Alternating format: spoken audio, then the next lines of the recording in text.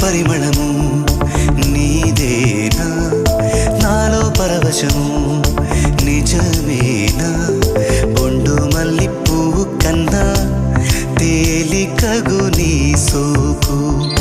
రెండు కళ్ళు మూసుకున్నా లాగు మరి నీ వైపు సొగసును చూసి పాడగాయలా కనులకు